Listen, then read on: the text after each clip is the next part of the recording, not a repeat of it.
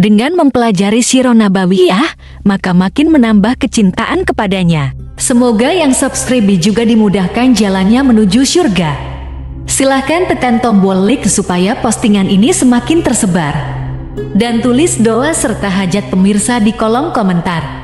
Semoga semakin banyak yang mengaminkan, maka semakin cepat terkabul.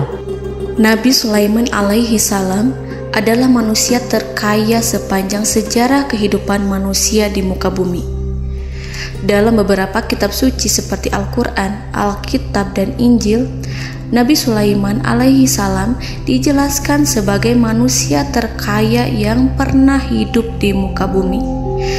Tidak ada satupun manusia yang bisa mengalahkan total kekayaannya hingga hari kiamat tiba.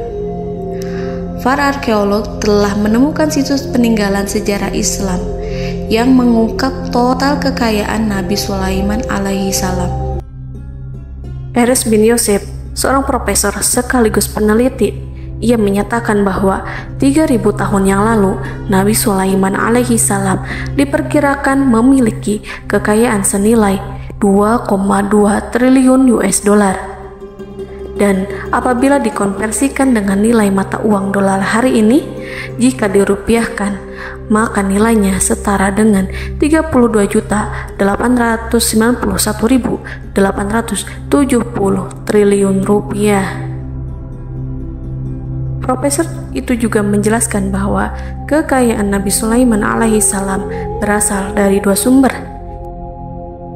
yakni istana kerajaan dan tambang tembaga. Nilai itu berkali-kali lipat lebih banyak dari total kekayaan negara Indonesia yang hanya mencapai 11.454 triliun per 30 Desember 2021. Nabi Sulaiman alaihi salam memiliki beberapa mukjizat. Di antaranya adalah dapat berbicara dengan bahasa binatang. Beliau dapat memerintah mereka untuk melakukan sesuatu. Beliau juga dapat mengendalikan besar kecilnya tekanan angin dan dapat mengatur ke arah mana angin akan berhembus.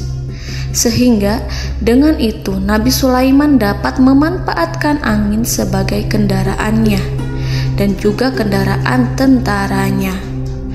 Nabi Sulaiman juga bisa melunakkan besi dan membentuknya menjadi pakaian perang yang anti tusukan senjata tajam. Nabi Sulaiman juga memimpin para jin. Mereka tunduk dan patuh pada perintah Nabi Sulaiman alaihi salam. Tidak hanya setan, iblis laknatullah yang merupakan makhluk pembangkang dapat dibuat tunduk bertekuk lutut pada perintah-perintah Nabi Sulaiman.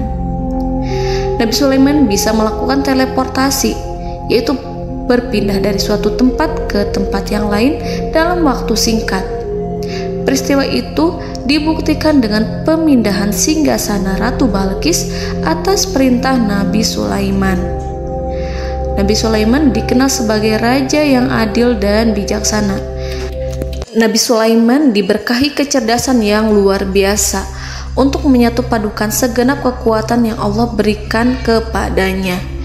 Ia mengelola dan membawa kerajaannya menjadi kekuatan raksasa yang tak terkalahkan di masanya dengan segenap kemampuan yang dimilikinya. Tentara Nabi Sulaiman adalah tentara terkuat di bumi tanpa ada yang menandingi. Pertanyaan mendasar yang muncul kali ini adalah dari mana sumber kekayaan dan kekuatan Nabi Sulaiman alaihi salam? Untuk mendapat jawaban dari pertanyaan itu, simak video ini sampai akhir. Sebelum itu, mari bantu channel ini terus berkembang dengan cara subscribe dan nyalakan tanda loncengnya. Berikan komentar yang positif dan berikan like serta share video ini. Bismillahirrahmanirrahim. Sungguh kami benar-benar telah menganugerahkan ilmu kepada Daud dan Sulaiman. Keduanya berkata, segala puji bagi Allah yang melebihkan kami dari kebanyakan hamba-hambanya yang mukmin. Sulaiman telah mewarisi Daud dan dia berkata, wahai manusia, kami telah diajari untuk memahami bahasa burung dan kami dianugerahi segala sesuatu. Sesungguhnya semua ini benar-benar karunia yang nyata. Quran Surat An-Naml ayat 15-16. Saudara-saudaraku yang dirahmati Allah, pada ayat di atas disebutkan bahwa Sulaiman telah mewarisi Daud. Nabi Sulaiman mewarisi Nabi Daud dalam sisi kenabian dan kekuasaan, bukan mewarisi harta, karena para nabi tidak mewariskan harta. Sebab sepeninggalan mereka, harta para nabi menjadi sedekah bagi orang-orang yang ada di sekitarnya, yaitu orang-orang fakir dan orang-orang yang membutuhkan. Dan harta para nabi tidak dikhususkan bagi kalangan keluarganya. Rasulullah Shallallahu Alaihi Wasallam bersabda, "Kami para nabi tidak mewariskan." Nabi Sulaiman mewarisi kenabian dari Nabi Daud. Ini adalah hal yang jelas. Allah telah memilihnya sebagai nabi dari Bani Israel. Begitu juga Allah telah memberinya kekuasaan kerajaan sehingga ia menjadi pemimpin Bani Israel. Barangkali sesuatu yang paling penting yang diwarisi oleh Nabi Sulaiman dari Nabi Daud adalah tradisi militer. Kemajuan militer yang dahsyat telah berpindah kepada Nabi Sulaiman. Nabi Daud sebenarnya adalah seorang pengembala kambing yang sangat miskin, tetapi seiring dengan perjalanan waktu, ia menjadi komandan pasukan tiada tanding. Nabi Daud alaihi salam mengetahui bahwa kekuatan hakiki yang mengatur alam semesta adalah kekuatan Allah. Ketika Nabi Daud mengelurkan tangannya dan memegang potongan batu, lalu beliau melemparkannya dengan ketepel ke arah Jalut, kepala Jalut retak dan ambruk menghantam tanah. Ini sebagai bentuk demonstrasi kekuatan darinya.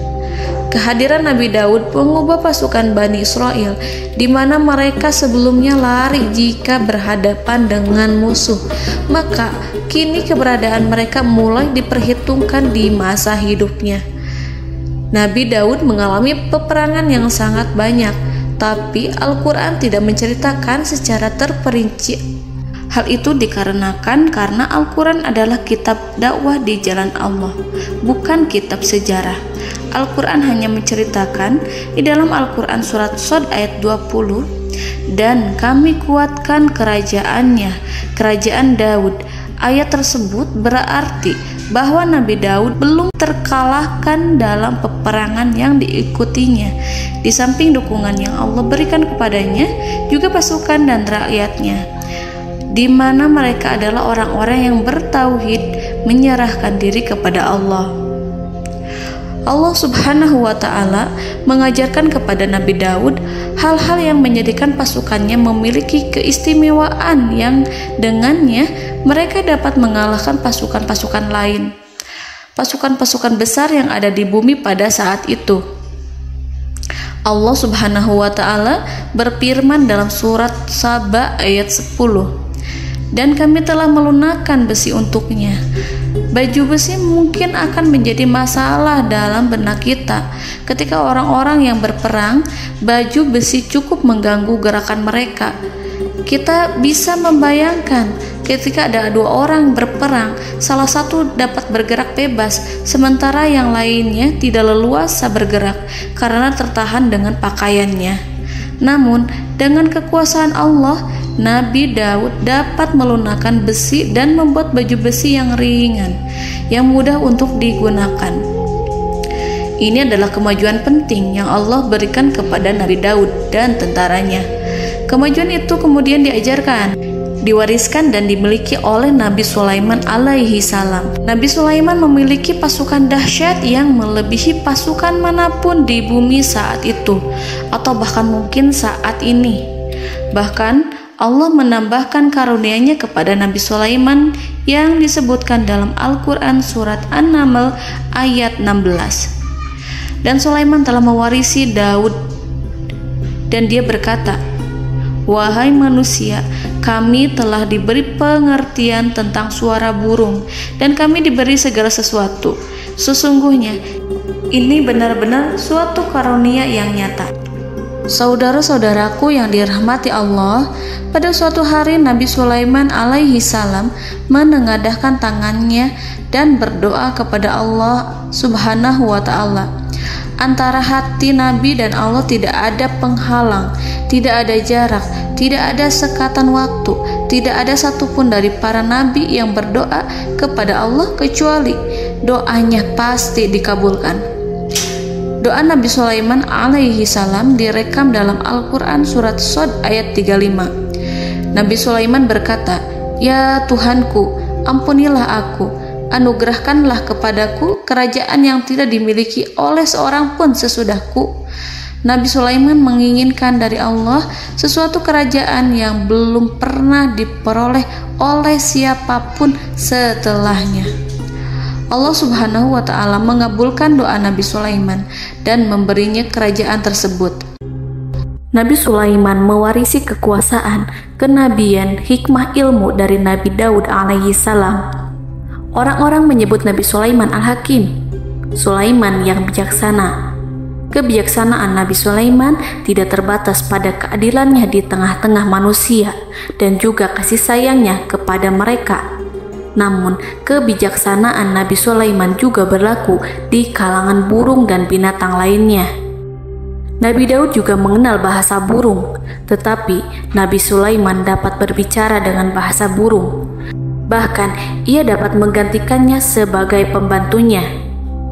Ketika Nabi Daud bertasbih di gunung, burung-burung serta binatang buas ikut bertasbih bersamanya. Bahkan angin pun berhenti untuk mendengarkan tasbih itu. Sedangkan Nabi Sulaiman alaihi salam, Allah Subhanahu wa ta'ala memberinya karunia lebih dari itu, di mana binatang-binatang buas tunduk padanya, begitu juga angin dan burung. Saudara-saudaraku yang dirahmati Allah, Nabi Sulaiman alaihi salam mampu mendengarkan bisikan semut yang berbicara kepada sesama mereka. Bahkan ia mampu memerintahkan semut tersebut sehingga semut itu menjadi taat pada perintahnya. Pasukan Nabi Sulaiman memiliki kekuatan yang sangat dahsyat. Belum pernah ada di dunia ini satu pasukan pun yang memiliki kekuatan seperti itu. Kekuatan Nabi Sulaiman berasal dari beberapa kombinasi yang sangat mengagumkan, sehingga karenanya ia tidak dapat tertandingi. Kekuatan itu terdiri dari manusia, binatang-binatang, jin, dan lain sebagainya. Kita mengetahui bahwa jin adalah makhluk Allah dan manusia tidak mampu melihatnya atau menghadirkannya atau meminta pertolongan kepadanya. Sedangkan Nabi Sulaiman telah diberi Allah suatu kemampuan untuk menundukkan jin, memperkerjakan mereka sebagai tentara di tengah-tengah peperangan.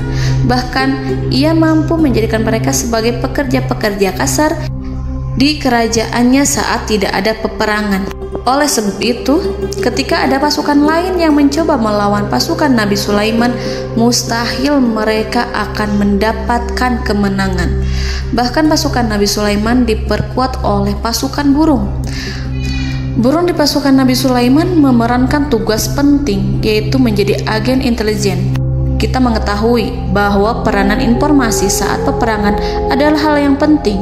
Dari informasi tersebut, pasukan dapat mengetahui keadaan lawannya. Demikianlah peranan burung pada pasukan Sulaiman. Ia terbang di tengah-tengah musuh. Kemudian, ia kembali kepada Nabi Sulaiman untuk menyampaikan berita tentang keadaan lawannya. Di samping jin dan burung, Allah juga menundukkan angin untuk Nabi Sulaiman. Nabi Sulaiman dapat memerintahkan angin dan ia mampu untuk menaiki angin tersebut.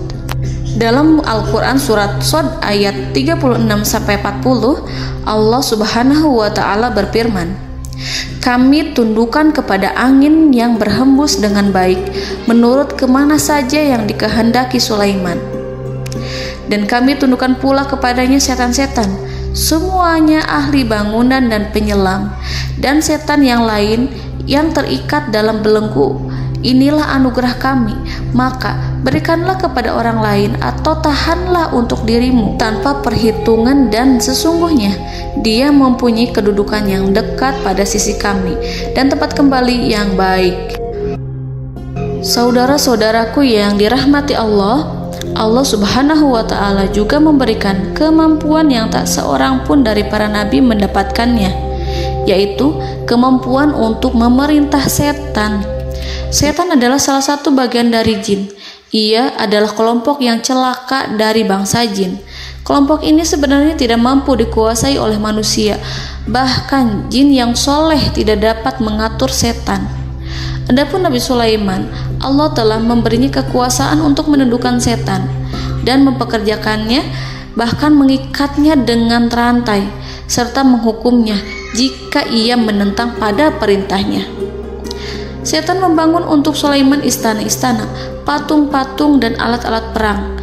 Bahkan setan-setan itu menyelam ke dasar lautan untuk mengeluarkan permata dan yakut untuk Sulaiman.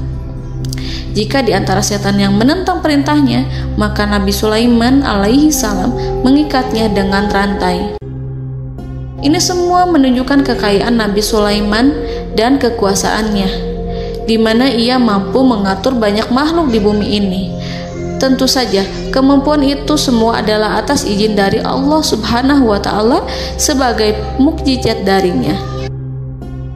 Allah Subhanahu wa Ta'ala berfirman dalam Al-Quran surat Saba ayat 12, dan sebagian dari jin adalah yang bekerja di hadapannya di bawah kekuasaannya dengan izin Tuhannya, dan siapa yang menyimpang di antara mereka dari perintah kami, maka kami rasakan kepadanya azab neraka yang apinya menyala-nyala. Para jin itu membuat untuk Sulaiman apa yang dikehendakinya, dari gedung-gedung yang tinggi, patung-patung, dan piring-piring yang besarnya seperti kolam, atau periuk yang tetap berada di atas tungku. Saudara-saudaraku yang dirahmati Allah, Nabi Sulaiman yang bijaksana adalah penguasa yang tak tertandingi di muka bumi. Meskipun memperoleh nikmat-nikmat khusus yang agung itu yang Allah berikan kepada Sulaiman, beliau tetap menunjukkan dirinya sebagai manusia yang paling banyak berzikir kepada Allah dan manusia yang paling banyak bersyukur di zamannya. Saudara-saudaraku yang dirahmati Allah, sebagaimana Allah Subhanahu wa Ta'ala memberikan nikmat kepada ayahnya Nabi Daud alaihi salam, di mana ia mampu melunakkan besi, dan Allah mengajarinya bagaimana cara mencairkan besi, maka Nabi Sulaiman alaihi salam dapat memanfaatkan tembaga yang cair untuk peperangan. Dan juga di saat perdamaian, pada saat peperangan, beliau mencampur tembaga dengan besi dan menjadikannya perunggu. Mereka menggunakan senjata-senjata perunggu dalam peperangan seperti pedang, baju besi, dan juga pisau. Senjata-senjata ini adalah senjata yang paling kuat pada saat itu. Sedangkan di saat damai, tembaga digunakan untuk membuat bangunan, perhiasan, dan sebagainya. Meskipun Nabi Sulaiman mendapatkan nikmat yang besar dan karunia yang khusus, Allah Subhanahu wa Ta'ala mengujinya dengan suatu ujian yang dahsyat. Ujian yang akan selalu datang kepada seorang hamba yang soleh. Ketika hamba itu mendapatkan kedudukan besar, maka ujiannya pun menjadi besar. Allah Subhanahu wa Ta'ala menguji Nabi Sulaiman dengan penyakit. Diceritakan oleh Fahru Roji, Nabi Sulaiman diuji dengan suatu penyakit yang keras, di mana kedokteran saat itu tidak dapat dan tidak mampu mengatasinya. Sakitnya Nabi Sulaiman sangat keras sehingga para dokter dari kalangan manusia ataupun jin tidak mampu menghilangkan penyakit itu. Lalu burung-burung menghadirkan rumput-rumput yang dianggapnya sebagai obat, tetapi Nabi Sulaiman tak kunjung sembuh. Semakin hari penyakit Nabi Sulaiman semakin menjadi-jadi, sehingga ketika Nabi Sulaiman duduk di atas kursi, ia duduk bagaikan tubuh tanpa roh. Seakan-akan ia mati karena saking keras penyakit yang dideritanya. Sakit yang diderita oleh Nabi Sulaiman alaihi salam berlangsung sangat lama. Namun Nabi Sulaiman tidak henti-hentinya berzikir kepada Allah dan meminta kesembuhan kepadanya, serta selalu beristighfar dan mengungkapkan rasa cinta kepadanya. Selesailah ujian Allah terhadap hambanya Nabi Sulaiman. Beliau pun sembuh Nabi Sulaiman merasakan kembali kesehatannya setelah ia mengetahui segala kejayaan dan segala kekuasaan serta segala kebesarannya tidak lagi mampu menghilangkan penyakit yang dideritanya kecuali jika Allah menghendaki. Saudara-saudaraku yang dirahmati Allah, Nabi Sulaiman telah membangun tempat ibadah, tempat sujud, sehingga manusia menyembah Allah di dalamnya. Orang-orang yang membangunnya berjumlah puluhan ribu orang. Tentu setiap kelompok dari mereka memiliki pekerjaan masing-masing. Di antara mereka ada yang mencairkan tembaga, di antara mereka ada yang tukang pahat, ada yang tukang ukir, ada yang membelah batu, ada yang memotong kayu, ada yang mendatangkan rumput-rumput dari Libanon, ada yang mendatangkan emas dan menjadikannya lempengan-lempengan yang mengkilat untuk menutupi kayu serta untuk melapisi dinding-dinding.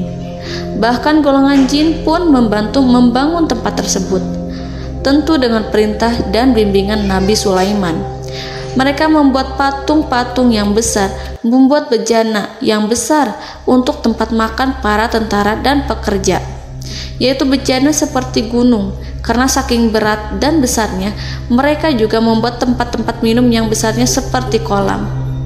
Nabi Sulaiman mengawasi para pekerjanya dan juga mengurusi masyarakatnya, di mana beliau mengenali problem mereka dan berusaha memecahkannya. Beliau juga mengawasi pasukan dari kalangan binatang dan burung. Beliau mengetahui apabila ada satu di antara mereka yang tidak datang, kemana ia pergi serta mengapa ia pergi. Nabi Sulaiman menguasai pengetahuan itu semua.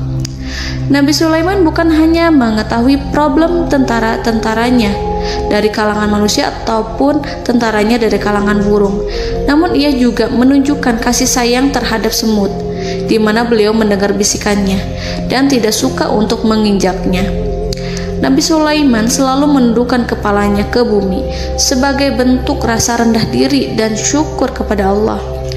Pada suatu hari, Nabi Sulaiman alaihi salam berjalan di depan tentaranya dan tiba-tiba ia mendengar suara semut yang berkata kepada temannya dari kalangan semut. Hal itu terekam dalam Al-Quran surat An-Naml ayat 18-19. Wahai semut-semut, masuklah ke dalam sarang-sarangmu agar kamu tidak terinjak oleh Sulaiman dan tentaranya, sedangkan mereka tidak menyadarinya. Nabi Sulaiman alaihi salam tersenyum mendengar itu dan ia berdoa, "Ya Allah, ya Tuhanku, berilah aku ilham untuk tetap mensyukuri nikmat-Mu yang telah Engkau anugerahkan kepadaku dan kepada kedua orang ibu bapakku, dan untuk mengerjakan amal soleh yang Kau ridhoi, dan masukkanlah aku ke dalam rahmat-Mu, ke dalam golongan hamba-hamba-Mu yang soleh." Saudara-saudaraku yang dirahmati Allah, meskipun Nabi Sulaiman mendapatkan kekuasaan dan memiliki tentara yang besar, namun beliau menunjukkan kasih sayang terhadap bangsa semut. Beliau mendengarkan bisikannya dan melihat semut yang ada di depannya. Oleh karena itu, tak mungkin baginya untuk menginjak golongan semut itu. Nabi Sulaiman bersyukur kepada Allah telah memberinya nikmat, yaitu nikmat rahmat dan kasih sayang. Di samping itu, Nabi Sulaiman alaihi salam adalah orang paling kaya di dunia. Istananya terbuat dari kayu gaharu yang memiliki wangi harum. Istananya terbuat dari emas yang terkadang dari kristal. Beliau juga memiliki kursi besar yang terbuat dari emas dan permata.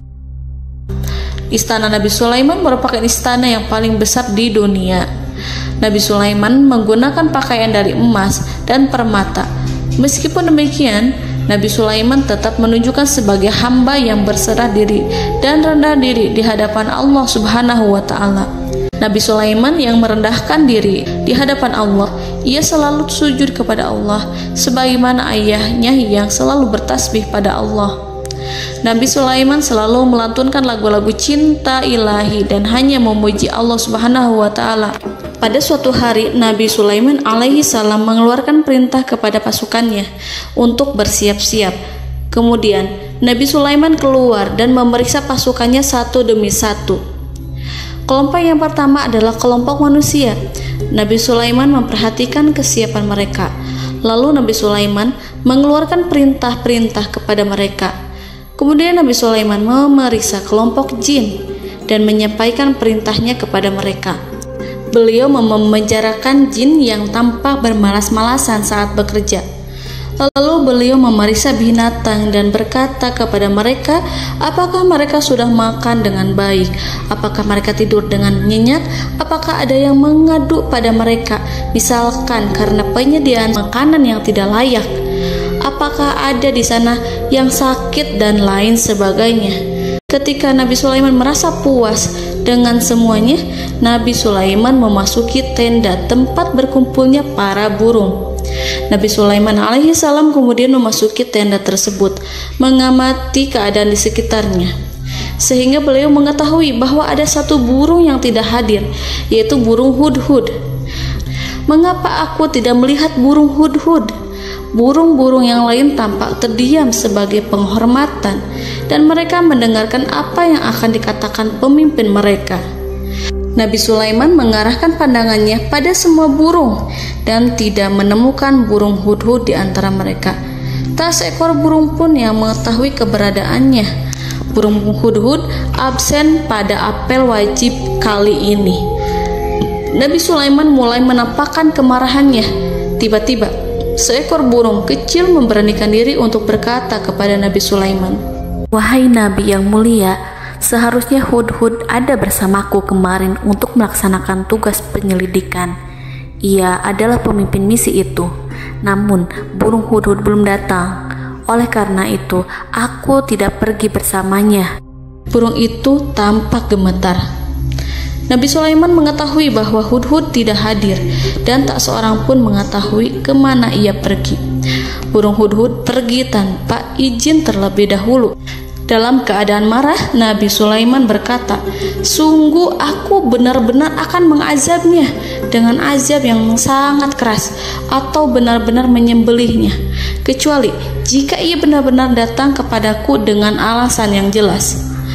Kawanan burung-burung mengetahui bahwa Nabi Sulaiman sedang marah dan telah menetapkan untuk menyiksa burung hudhud atau menyembelihnya atau justru memaafkannya dengan syarat ia datang dengan membawa alasan yang dapat menyelamatkannya, atau dengan kata lain, burung hudhud dapat memastikan bahwa ia melaksanakan tugas yang penting.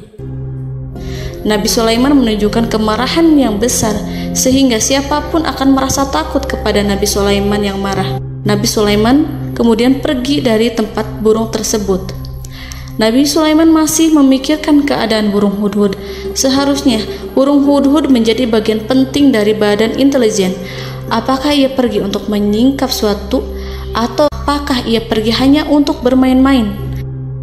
Nabi Sulaiman telah memperhatikan dan mengetahui bahwa burung hudhud adalah seekor burung yang cerdik dan juga fasih berbicara. Terkadang Nabi Sulaiman mendapati burung hudhud sedang bermain-main dan menunda-nunda pekerjaannya. Namun ketika Nabi Sulaiman melihatnya, burung hudhud memahami bahwa perbuatannya tidak benar.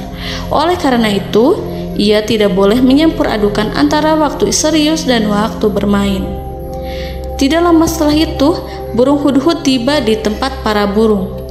Burung-burung yang lain berkata kepadanya, "Wahai hudhud, pergilah engkau ke tempat Nabi Sulaiman. Jika ia mengetahui bahwa engkau telah sampai, jiwamu benar-benar terancam." Mendengar itu, burung hudhud segera beranjak. Ia terbang menemui Nabi Sulaiman. Pada waktu itu, Nabi Sulaiman sedang duduk bersama tentaranya yang lain. Burung hudhud berdiri. Ia telah merencanakan untuk memulai pembicaraan dengan Nabi Sulaiman sebelum Nabi Sulaiman bertanya kepadanya kemana dia pergi. Ini sebagai bukti bahwa hudhud telah melaksanakan suatu tugas yang penting. Dalam Al-Quran Surat An-Naml ayat 22, burung hudhud berbicara, "Aku telah mengetahui sesuatu yang kamu belum mengetahuinya, dan kubawa kepadamu dari negeri Saba suatu berita penting yang diyakini seakan-akan burung hudhud hendak berkata, 'Aku adalah hudhud yang miskin, tapi aku mengetahui apa yang tidak engkau ketahui, dan aku telah datang kepadamu dari kerajaan Saba dengan membawa berita yang sangat penting.'" Nabi Sulaiman tampak terdiam menunggu hudhud menyelesaikan kisahnya. Dalam surat An-Naml ayat 23-24, burung hudhud berkata, Sesungguhnya aku menjumpai seorang wanita yang memerintah mereka. Dia dianugerahi segala sesuatu serta mempunyai singgasana yang besar. Aku mendapati dia dan kaumnya menyembah matahari selain Allah. Dan setan-setan telah menjadikan mereka memandang indah perbuatan-perbuatan mereka, lalu menghalangi mereka dari jalan Allah, sehingga mereka tidak mendapat petunjuk. Burung hudhud diam. Nabi Sulaiman merasa bahwa hudhud menunjukkan kepasihan lisannya. Nabi Sulaiman berkata dalam Quran surat An-Naml ayat 27 sambil menunjukkan senyum manisnya. Nabi Sulaiman berkata, "Akan kami lihat apakah kamu benar wahai hudhud, ataukah kamu termasuk orang-orang yang berdusta." Seakan-akan burung hudhud ingin mengatakan, "Aku tidak berbohong, wahai Nabi yang mulia." Namun diamnya Sulaiman membuat takut sehingga burung hudhud terdiam. Nabi Sulaiman terdiam karena berpikir, lalu ia memutuskan sesuatu setelah itu. Beliau melihat kepada lainnya dan meminta secari kertas. Nabi Sulaiman menulis surat singkat dan menyerahkannya kepada hudhud serta memerintahkan kepadanya seperti yang dikatakan dalam Quran surat An-Naml ayat 28. "Pergilah dengan membawa suratku ini, lalu jatuhkanlah kepada mereka, kemudian berpalinglah dari mereka, lalu perhatikanlah apa yang mereka bicarakan." Al-Quranul Karim hanya menceritakan dalam Quran surat An-Naml bagaimana perginya hudhud dan bagaimana ia menyerahkan surat itu. Lalu Al-Quran langsung menyebut keadaan kerajaan Balqis yang saat itu sedang membaca surat di depan para pembesar kerajaan dan para menterinya. Dalam Al-Quran surat An-Naml ayat 29-31 berkatalah Balqis, "Wahai pembesar-pembesar, sesungguhnya telah dijatuhkan kepadaku sebuah surat yang mulia. Sesungguhnya surat ini dari Sulaiman, dan sesungguhnya isinya dengan menyebut nama Allah yang Maha Pengasih lagi Maha Penyayang, bahwa janganlah kalian berlaku sombong terhadapku, dan datanglah kepadaku sebagai orang yang berserah diri." Saudara-saudaraku yang dirahmati Allah, dalam surat tersebut Nabi Sulaiman menyebutkan supaya mereka menyerahkan diri dan tunduk kepada perintah Nabi Sulaiman. Nabi Sulaiman memerintahkan agar mereka meninggalkan penyembahan terhadap matahari. Nabi Sulaiman tidak mempersoalkan akidah mereka dan tidak memuaskan mereka dengan apapun. Nabi Sulaiman hanya memerintahkan bahwa ia berada di atas kebenaran. Bukankah ia didukung kekuatan yang berlandaskan keyakinan yang dimilikinya? Nabi Sulaiman hanya memerintahkan mereka agar tunduk dan patuh kepadanya. Ratu Sabak menyampaikan surat tersebut di tengah-tengah kaumnya. Dalam Quran surat An-Naml ayat 32 dijelaskan, "Dan berkatalah Balqis, wahai para pembesar, berilah aku pertimbangan dalam urusanku ini. Aku tidak pernah memutuskan sesuatu persoalan sebelum kamu berada dalam majelisku." Saudara-saudaraku yang dirahmati Allah, para pembesar istana Balqis menentang surat tersebut. Isi surat itu membangkitkan kesombongan kaum Sabak, di mana mereka merasa lebih kuat. Mereka mengetahui bahwa di sana ada seorang yang mencoba menentang mereka dan mengisyaratkan peperangan kepada mereka. Lalu ia meminta kepada mereka untuk memenuhi syarat-syaratnya sebelum terjadinya peperangan dan kekalahan. Dalam surat An-Naml ayat 33, mereka menjawab, "Kita adalah orang-orang yang memiliki kekuatan dan juga memiliki keberanian yang sangat besar dalam peperangan. Dan keputusan berada di tanganmu, wahai rajaku. Maka pertimbangkanlah apa yang akan kamu perintahkan." Saudara-saudaraku yang dirahmati Allah, para pembesar kaum Sabak seakan ingin berkata, "Kita siap untuk melaksanakan perang." Tampaknya ratu itu memiliki kebijakan yang lebih baik dari pembesar kaumnya. Surat Sulaiman itu membuatnya berpikir lebih jernih dan lebih berhati-hati. Ia berusaha sebisa mungkin menghindari peperangan. Ratu itu berpikir dalam tempo yang lama. Nama Sulaiman tidak diketahuinya dan ia pun belum pernah mendengarnya. Oleh karena itu, Ratu kaum Sabak tidak mampu mengetahui dan mendeteksi seberapa besar kekuatan Nabi Sulaiman. boleh jadi Nabi Sulaiman memiliki kekuatan yang dahsyat sehingga ia mampu memerangi kekuasaannya dan mengalahkannya. Kemudian ratu memperhatikan apa yang ada di sekelilingnya. Ia melihat kemajuan masyarakatnya dan juga kekayaannya. Barangkali ia mengira bahwa Nabi Sulaiman iri terhadap kemajuan dan kekayaannya itu, sehingga Nabi Sulaiman ingin menyerangnya. Setelah mempertimbangkan isi surat Nabi Sulaiman dengan cermat, Ratu Saba memilih untuk tidak bersikap ceroboh dan bodoh. Ratu lebih suka untuk menggunakan bahasa kelembutan.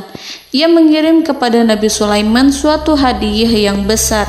Ratu mengira bahwa Nabi Sulaiman seorang yang ambisius, yang boleh jadi ia telah mendengar tentang kekayaan kerajaan Saba. Para utusan pergi dengan membawa hadiah dari Ratu Saba. Ratu berharap agar mereka dapat memasuki kerajaan Nabi Sulaiman dan akan mengetahui kondisi kerajaannya. Saat mereka pulang, Ratu ingin mendengar secara langsung dari mereka tentang bagaimana keadaan kaum Nabi Sulaiman dan pasukannya. Setelah mendapatkan informasi yang cukup, maka Ratu Balqis dapat membuat sesuatu keputusan yang tepat.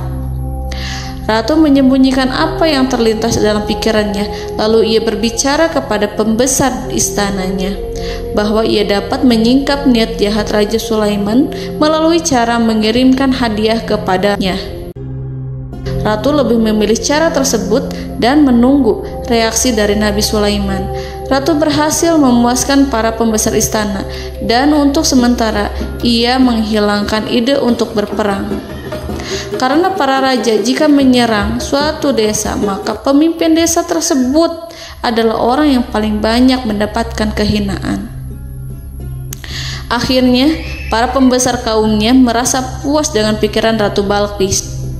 Saudara-saudaraku yang dirahmati Allah, dalam surat An-Naml ayat 34-35 dijelaskan, Ratu Balqis berkata, "Sesungguhnya raja-raja apabila memasuki suatu negeri, niscaya mereka akan membinasakannya dan menjadikan penduduknya yang mulia menjadi hina. Dan demikian pula lah yang akan mereka perbuat. Dan sesungguhnya aku akan mengirim utusan kepada mereka dengan membawa hadiah, dan aku akan menunggu apa yang akan dibawa kembali oleh utusan itu." Kemudian sampailah hadiah dari Ratu Balqis kepada Nabi Sulaiman. Para intelijen Nabi Sulaiman memberitahunya bahwa utusan Balqis datang dengan membawa hadiah. Nabi Sulaiman langsung mengetahui bahwa Ratu Balqis itu sengaja mengirim orang-orangnya untuk mengetahui atau untuk mendapatkan informasi tentang kekuatannya. Lalu setelah itu ia akan mengambil keputusan atau mengambil sikap kepada kerajaan Sulaiman. Nabi Sulaiman segera memanggil semua pasukannya untuk berkumpul. Utusan Balqis segera memasuki istana Nabi yang dipenuhi dengan pasukan yang besar bersenjata. Melihat itu, utusan Ratu Balqis tercengang dan terkejut ketika mereka melihat kekayaan yang mereka bawa tidak ada apa-apanya dibandingkan dengan kerajaan Nabi Sulaiman. Hadiah mereka tampak tidak berarti.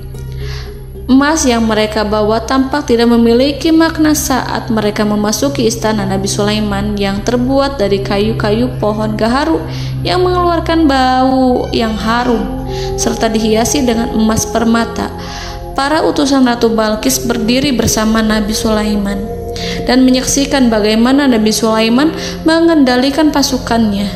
Kemudian mereka mulai berpikir tentang kekuatan dan kualitas pasukan Nabi Sulaiman. Betapa kagetnya mereka ketika melihat di tengah-tengah pasukan itu terdapat singa, burung, dan tentara dari kalangan manusia yang mampu terbang. Mereka pun sadar bahwa mereka di hadapan pasukan yang tiada tandingannya. Selesailah demonstrasi pasukan Nabi Sulaiman. Kemudian para utusan ratu dipersilahkan maju ke tempat hidangan makanan. Para utusan itu sangat terkejut ketika melihat berbagai macam makanan dari penjuru dunia ada di depannya. Dan di antara makanan itu terdapat pula makanan yang biasa ditemukan di negeri mereka.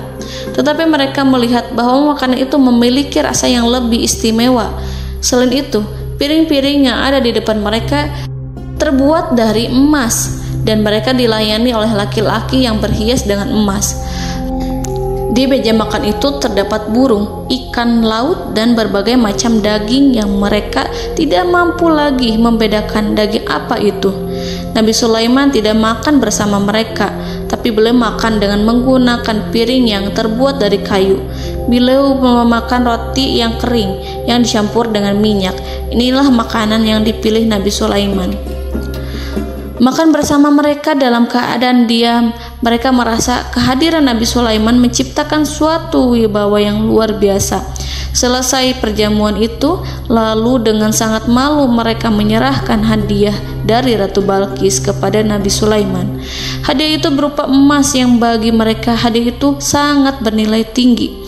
Tapi di sini hadiah itu tampak kecil di hadapan kekayaan Nabi Sulaiman yang sangat mengagumkan. Nabi Sulaiman memperhatikan hadiah dari Ratu Balqis itu dan berkata dalam Quran surat An-Naml ayat 36, "Maka apa yang diberikan Allah kepadaku lebih baik daripada apa yang diberikannya kepadamu, tetapi kamu merasa bangga dengan hadiahmu." Saudara-saudaraku, Raja Sulaiman menyingkap dengan kata-katanya yang singkat itu penolakannya terhadap hadiah mereka. Ia memberitahu utusan itu bahwa ia tidak menerima hadiah tersebut. Ia tidak merasa puas dengan hadiah itu. Yang membuatnya puas hanyalah, janganlah kalian berlaku sombong terhadapku dan datanglah kepadaku sebagai orang-orang yang berserah diri. Lalu Nabi Sulaiman berkata kepada mereka dengan pelan. Hal itu diabadikan dalam Al-Quran surat An-Naml ayat 37. "Kembalilah kepada mereka, sungguh kami akan mendatangi mereka dengan bala tentara yang mereka tidak kuasa melawannya. Dan pasti kami akan mengusir mereka dari negara itu, yaitu negeri Saba, dengan terhina. Dan mereka akan menjadi tawanan-tawanan yang hina." Saudara-saudaraku yang dirahmati Allah, Nabi Sulaiman kemudian meninggalkan para utusan ratu setelah terlebih dahulu mengancam mereka. Para utusan itu berharap agar Nabi Sulaiman mau menunggu kunjungan Ratu Balqis yang akan membawa misi perdamaian. Akhirnya, sampailah para utusan Ratu Balqis ke negeri Saba. Mereka segera menuju istana sang ratu. Mereka memberitahu bahwa negeri mereka ada di ujung tanduk. Mereka menceritakan kepada ratu tentang kekuatan Nabi Sulaiman dan tidak mungkin bagi mereka mampu melawannya. Mereka meyakinkan Ratu Balqis bahwa ia harus mengunjunginya dan melihat sendiri bagaimana kebesaran kerajaan Nabi Sulaiman. Kemudian Ratu Balqis menyiapkan dirinya untuk pergi menuju kerajaan Nabi Sulaiman. Nabi Sulaiman duduk di kursi kerajaan di tengah-tengah para pembesarnya dan para menterinya, serta para komandan pasukannya. Beliau berpikir tentang sosok Balqis. Nabi Sulaiman mengetahui bahwa Balqis menuju tempatnya. Balqis dikelilingi rasa takut. Nabi Sulaiman berpikir sejenak tentang bagaimana matahari disembah. Ia memikirkan bagaimana informasi yang diterima oleh intelijennya tentang kemajuan kerajaan Balqis dalam bidang kesenian dan ilmu pengetahuan. Nabi Sulaiman bertanya kepada dirinya sendiri, apakah kemajuan menjadi penghalang untuk mengetahui kebenaran? Apakah ratu itu senang dengan kekuatan yang dicapainya? Dan ia membayangkan bahwa kekuatannya adalah segalanya. Dengan kemajuan yang dimilikinya, Nabi Sulaiman ingin membuat kejutan agar ratu mengetahui bahwa Islam yang diyakini oleh Nabi Sulaiman adalah satu-satunya yang mampu mendatangkan kemajuan dan kekuatan yang hakiki, sehingga ia dapat membandingkan antara keyakinannya dalam menyembah matahari beserta kemajuan yang dicapainya dengan keyakinan Nabi Sulaiman beserta kemajuan yang diraihnya. Saudara-saudaraku yang dirahmati Allah, para mata-mata Nabi Sulaiman telah memberitahunya bahwa hal yang sangat disegani dan dikagumi oleh kaum Balqis adalah kerajaan Saba, yaitu singgasana Ratu Balqis. Singgasana itu terbuat dari emas dan batu delima. Singgasana tersebut dijaga oleh penjaga yang sangat disiplin, di mana mereka tidak pernah lalai sedikit pun. Oleh karena itu, sangat tepat apabila Nabi Sulaiman menghadirkan singgasananya di sini, di kerajaannya. sehingga ketika ratu tiba, maka ia dapat duduk di atasnya. Nabi Sulaiman ingin membuat kejutan kepadanya dan menunjukkan bahwa kemampuannya tersebut yang berlandaskan pada keislaman. Nabi Sulaiman melakukan yang demikian itu dengan harapan agar si ratu tunduk kepadanya. Ide itu terlintas dalam diri Nabi Sulaiman. Lalu ia mengangkat kepalanya dan menoleh kepada anak buahnya. Hal itu diabadikan dalam Quran Surat An-Naml ayat 38. Wahai para pembesar, siapakah di antara kamu sekalian yang sanggup membawa singgasananya kepadaku sebelum mereka datang kepadaku sebagai orang-orang yang berserah diri? Saudara-saudaraku, perhatikanlah ungkapan pikiran Nabi Sulaiman tersebut. Semua pemikirannya berkisar tentang keislaman para penyembah matahari, tentang bagaimana beliau dapat memberikan petunjuk kepada mereka di jalan Allah. Yang pertama menjawab pertanyaan Nabi Sulaiman adalah jin Ifrit. Dalam Quran Surat An-Naml ayat 39, berkatalah Ifrit yang cerdik dari golongan jin, "Aku akan datang kepadamu dengan membawa singgasana itu sebelum kamu berdiri dari tempat dudukmu. Sesungguhnya aku benar-benar kuat untuk membawanya, lagi dapat dipercaya." Nabi Sulaiman berdiri dari tempat duduknya. Setelah 1 jam atau 2 jam, jin itu berjanji kepadanya untuk menghadirkan singgasana Balkis. Sebelum itu, istana Nabi Sulaiman di Palestina, sedangkan istana Balkis terletak di Yaman. Antara singgasana tersebut dengan singgasana Nabi Sulaiman berjarak lebih dari ribuan mil. Barangkali pesawat yang cepat sekalipun yang kita kenal hari ini tidak akan mampu membawa dan mendatangkan istana itu dalam waktu 1 jam. Tetapi masalahnya di sini, berhubung dengan kekuatan jin yang serba misterius, Nabi Sulaiman tidak mengomentari sedikit pun terhadap apa yang dikatakan oleh Ifrit. Nabi Sulaiman tampak menunggu tanggapan lain yang mampu menghadirkan singgasana Balkis yang lebih cepat dari jin Ifrit. Nabi Sulaiman menoleh kepada seorang yang di sana, yang duduk di atas naungan. Hal itu diceritakan dalam Al-Quran Surat An-Naml ayat 40. Berkatalah seseorang yang mempunyai ilmu dari Alkitab, "Aku akan membawa singgasana itu kepadamu sebelum matamu berkedip." Maka tatkala Sulaiman melihat singgasana itu terletak di hadapannya, ia pun berkata, "Ini termasuk karunia Tuhanku untuk menguji aku. Apakah aku akan bersyukur atau mengingkari nikmatnya? Dan barang siapa yang bersyukur, maka sesungguhnya dia bersyukur untuk kebaikan dirinya sendiri. Dan barang siapa yang ingkar, maka sesungguhnya Tuhanku maha kaya lagi maha mulia." Saudara-saudaraku, belum lama seseorang yang mempunyai ilmu dari Alkitab menyatakan kalimatnya, sehingga singgasana itu tiba-tiba ada di depan Nabi Sulaiman, yang mampu menghadirkan singgasana itu lebih cepat dari kedipan mata. Al-Quranul Karim tidak menyingkap kepribadian seseorang yang menghadirkan singgasana itu. Al-Quran hanya menggarisi bahwa orang itu mempunyai ilmu dari Alkitab. Al-Quran tidak menjelaskan kepada kita apakah ia seorang malaikat ataukah manusia ataukah jin. Al-Quran sengaja tidak menyingkap hakikat kitab yang dimaksud. Saudara-saudaraku yang dirahmati Allah, setelah melihat singgasana itu, Nabi Sulaiman bersyukur kepada Allah. Ia mulai memperhatikan singgasana sang ratu. Singgasana tersebut merupakan simbol pembangunan dan juga kemajuan, tetapi tampaknya ia hanya sesuatu yang biasa saja jika dibandingkan dengan kekuasaan dan kebesaran ciptaan yang dibuat oleh manusia dan jin di kalangan istana Nabi Sulaiman. Nabi Sulaiman memikirkan dalam tempo yang sangat lama singgasana Ratu Balkis itu. Kemudian beliau memerintahkan agar singgasana itu diperbaiki, sehingga saat Ratu Balkis datang, dia akan mengujinya. Apakah Ratu Balkis dapat mengenali singgasananya ataukah tidak? Dalam Al-Quran Surat An-Naml ayat 41, Nabi Sulaiman berkata, "Ubahlah baginya singgasananya, maka kita akan melihat apakah dia mengenal ataukah dia termasuk orang-orang yang tidak mengenalnya." Saudara-saudaraku yang dirahmati Allah, Nabi Sulaiman memerintahkan agar dibangun istana yang akan digunakan untuk menyambut Ratu Balkis. Nabi Sulaiman memilih tempat di laut, dan ia memerintahkan agar dibangun suatu istana di mana sebagian besarnya terdiri dari air laut. Nabi Sulaiman memerintahkan agar lantainya itu terbuat dari kaca yang tebal dan kuat, sehingga orang-orang yang berjalan di atas istana itu akan dapat melihat di bawahnya ada ikan-ikan berwarna-warni yang berenang-renang. Dan mereka akan melihat rumput-rumput laut yang bergerak-gerak.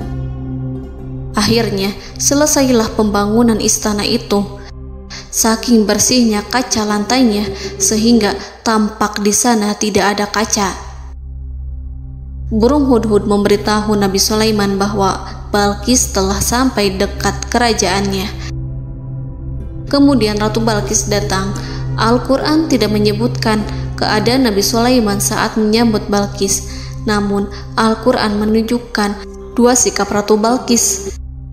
Yang pertama, bagaimana sikap Balqis ketika pertama kali melihat singgasananya yang datang mendahuluinya, padahal ia telah meninggalkan pengawalannya untuk tetap setia menjaga singgasananya itu.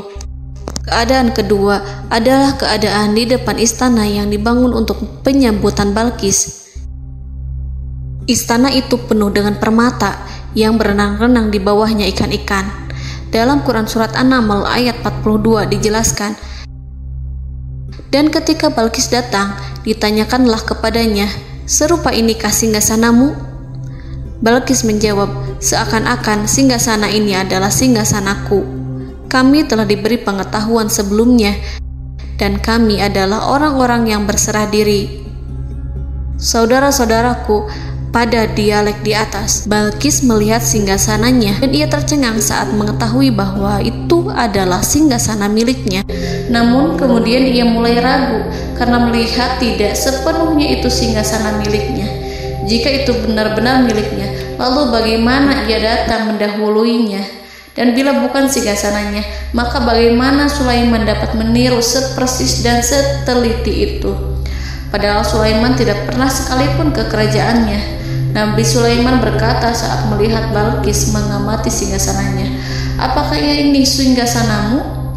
Balqis terlihat sangat kebingungan, namun setelah itu ia menjawab, "Sepertinya benar." Nabi Sulaiman berkata, "Kami telah diberi ilmu sebelumnya dan kami sebagai orang-orang muslim." Saudaraku yang dirahmati Allah, melalui pertanyaan Nabi Sulaiman ingin mengisyaratkan kepada Balqis agar ia membandingkan antara keyakinannya beserta ilmu yang dicapainya dengan keyakinan Nabi Sulaiman yang muslim beserta pengetahuan yang telah diraihnya. Penyembahan terhadap matahari dan pencapaian ilmu yang dicapai oleh Ratu Balqis tanpa tidak ada apa-apanya dibandingkan dengan ilmu Nabi Sulaiman dan keislaman. Nabi Sulaiman telah mendahuluinya dalam bidang ilmu karena keislamannya. Karena itu, sangat mudah baginya untuk mengungguli Balqis dalam ilmu-ilmu yang lainnya. Demikianlah yang disyaratkan dalam pertanyaan Nabi Sulaiman kepada Ratu Balqis. Ratu Saba itu mengetahui bahwa ini adalah singgasananya, di mana singgasana itu datang lebih dahulu daripada dirinya. Beberapa bagian darinya telah diubah saat Balqis masih di perjalanan menuju ke tempat Nabi Sulaiman. Ia berpikir kemampuan apa yang dimiliki Nabi Sulaiman. Ratu Balqis tercengang melihat apa yang disaksikannya, yang berupa buah dari keimanan Nabi Sulaiman dan hubungannya dengan Allah Subhanahu wa Ta'ala. Sebagaimana Balqis juga tercengang ketika melihat kemajuan di bidang ilmu pembangunan, seni, dan ilmu-ilmu yang lainnya. Maka ia tidak lebih kagum lagi saat melihat hubungan yang kuat antara keislaman Nabi Sulaiman dengan ilmunya serta kemajuan yang diraihnya.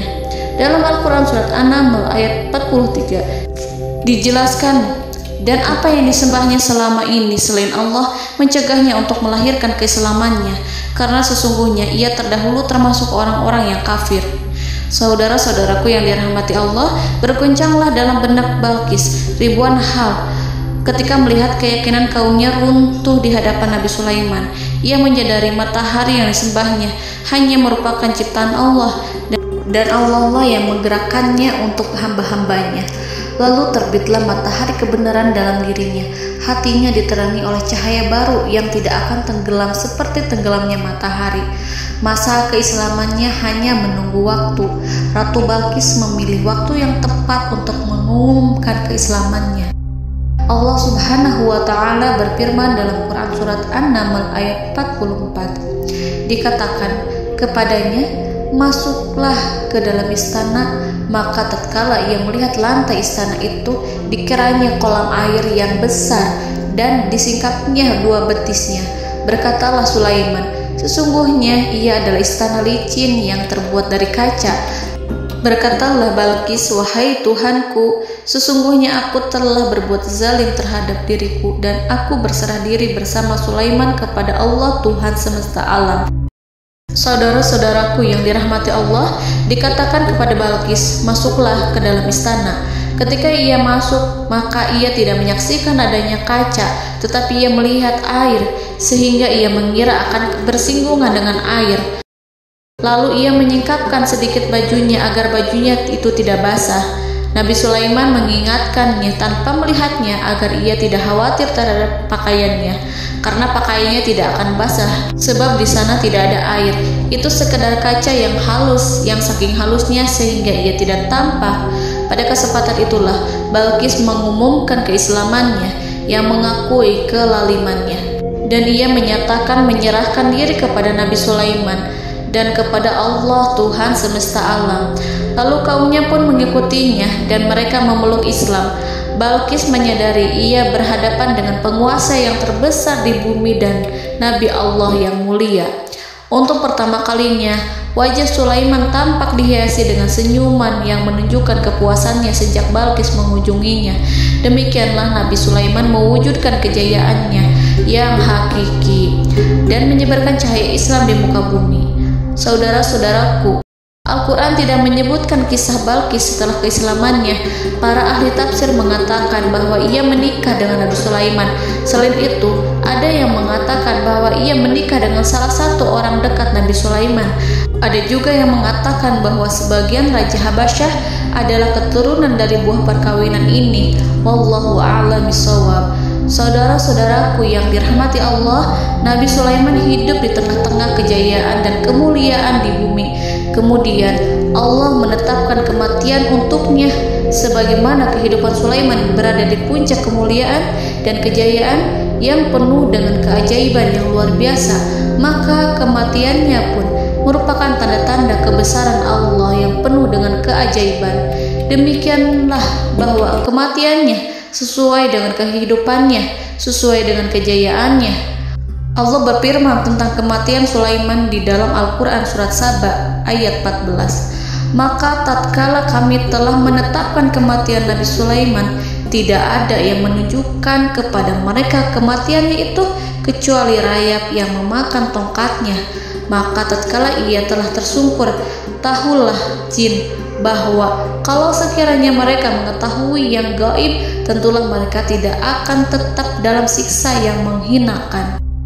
Saudara-saudaraku, kemampuan Nabi Sulaiman untuk menundukkan jin dan mempekerjakan mereka serta hubungan mereka dengan semua itu menimbulkan fitnah di tengah-tengah manusia dalam hal tertentu.